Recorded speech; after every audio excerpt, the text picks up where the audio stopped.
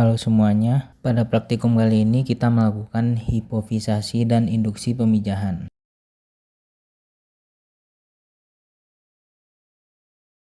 Langkah awal pada praktikum ini adalah pemilihan induk untuk diambil kelenjar hipofisanya sebagai ikan donor. Nah, setelah itu kita akan menyuntikkan hormon ke dalam tubuh ikan. Penyuntikan ini bertujuan untuk merangsang dan mempercepat pematangan gonad. Hormon yang digunakan dapat berupa hormon sintesis seperti ovaprim dan ekstrak hipofisa alami. Nah, larutan hormon biasanya tampak bening kekuningan, terutama jika dicampur dengan fisiologis atau larvis. Nah, setelah penyuntikan dilakukan pengambilan kelenjar hipofisa dari ikan donor sebagai sumber hormon alami. Proses ini diawali dengan pemotongan kepala ikan secara hati-hati untuk memisahkan dari tubuhnya. Nah, kepala ikan ini dibelah untuk membuka bagian tengkorak sehingga akses ke dalam rongga otak dapat terlihat. Tahap selanjutnya adalah membuka lapisan tulang pelindung pada bagian atas kepala untuk memperlihatkan struktur otak. Nah, setelah itu kelenjar hipofisa dicari pada area selatursika. Kelenjar ini memiliki ukuran kecil, berbentuk bulat dan berwarna putih. Pengambilan dilakukan secara hati-hati menggunakan alat seperti pinset atau alat bedah yang lain. Apa sih itu hipofisa? Hipofisa merupakan kelenjar endokrin kecil yang terletak di dasar otak dan berperan sebagai pusat pengatur hormon dalam tubuh. Kelenjar ini memiliki fungsi penting dalam mengontrol sebagai proses fisiologis, terutama dalam sistem reproduksi ikan. Hipofisa menghasilkan hormon seperti FSH, LH yang berperan dalam pematangan gonad, ovulasi serta pemijahan. Aktivitasnya juga dikendalikan oleh hipotalamus melalui hormon GnRH hingga seluruh proses reproduksi dapat berjalan secara terkoordinasi dengan baik. Sekian dari saya, terima kasih.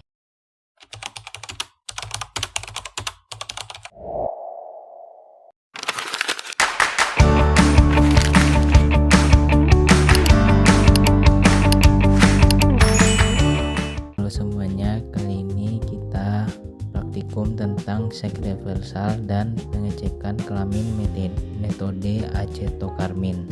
Seks reversal merupakan teknik dalam aquaculture yang digunakan untuk mengubah jenis kelamin ikan menjadi jantan atau betina sesuai dengan tujuan budidaya. Seks reversal bertujuan untuk menghasilkan populasi ikan monoseks yang khususnya untuk jantan yang memiliki pertumbuhan lebih cepat dan efisien dibandingkan betina. Teknik ini juga membantu meningkatkan produktivitas budidaya karena energi ikan lebih banyak dialihkan untuk pertumbuhan dibandingkan reproduksi. Proses ini umumnya dilakukan pada fase awal perkembangan ikan ketika gonad masih belum terdiferensiasi sehingga arah perkembangan kelamin masih dapat dipengaruhi. Nah, prosedur awalnya itu diawali dengan mengambil ikan sampel, kemudian ikan sampel tadi dibedah menggunakan alat bedah untuk membuka bagian perut sehingga organ dalam dapat terlihat dengan jelas.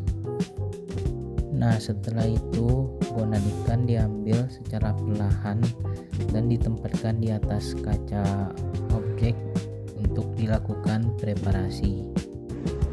Selanjutnya jaringan gonad dihancurkan secara halus, kemudian ditambah larutan pewarna acetokarmin agar struktur sel lebih mudah diamati. Preparat yang telah siap selanjutnya diamati menggunakan mikroskop untuk membedah sel reproduksi jantan atau betina nantinya. Nah, sekian video dari saya. Maaf bila ada kekurangan dan salah kata. Terima kasih.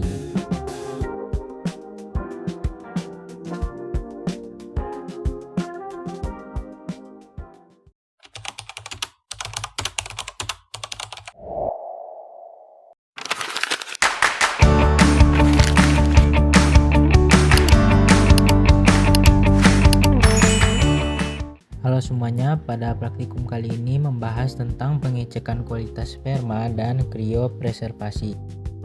Kriopreservasi ini merupakan teknik penyimpanan sel sperma pada suhu sangat rendah untuk mempertahankan kualitas dan kemampuan fertilisasinya.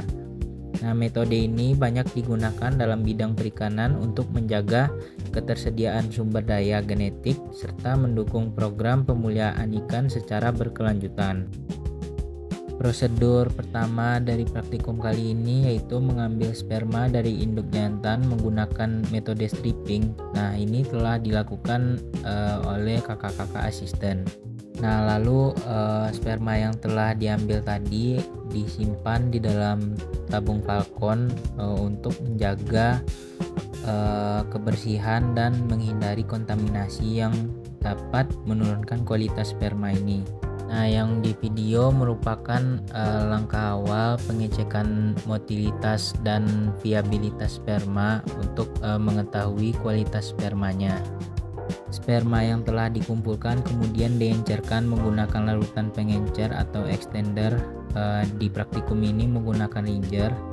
Nah, tujuan dari pengenceran ini untuk menjaga kestabilan kondisi sperma serta menjaga aktivasi motilitas sebelum waktunya. Nah, setelah itu ditambahkan larutan krioprotektan seperti DMSO atau kuning telur yang berfungsi melindungi sel dari kerusakan akibat suhu ekstrim dan pembentukan kristal es selama proses pembekuan. Selanjutnya dilakukan tahap ekuilibrasi dengan menyimpan sampel pada suhu sekitar 4 derajat Celcius selama beberapa menit. Di praktikum itu dilakukan selama 3-5 menit. Tahap berikutnya adalah pembekuan secara bertahap di mana sampel terlebih dahulu dipaparkan pada uap nitrogen cair bersuhu sekitar min 79 derajat Celcius selama beberapa menit. Nah, setelah itu sampel dipindahkan ke dalam nitrogen cair dengan suhu min 196 derajat Celcius untuk penyimpanan jangka panjang. Nah, ini praktikum kami tidak benar-benar menyimpannya di dalam tabung nitrogen cair. Nah, selanjutnya dilakukan proses thawing atau pencairan dengan menggunakan water bath pada suhu sekitar 25 hingga 30 derajat Celcius selama beberapa menit. Proses ini dilakukan oleh asisten dengan sampel yang telah dikriopreservasi. Setelah proses thawing tadi adalah pengecekan sperma dengan mikroskop, yaitu pengecekan motilitas dan viabilitas. Hasil kriopreservasi ini biasanya digunakan untuk menentukan apakah sperma masih layak digunakan dalam proses pemijahan buatan. Melalui teknik kriopreservasi ini, kualitas sperma ikan dapat dipertahankan dalam jangka waktu yang lama. Teknik ini bermanfaat besar dalam menjaga keberlanjutan sumber daya perikanan. Mungkin sekian video dari saya. Terima kasih.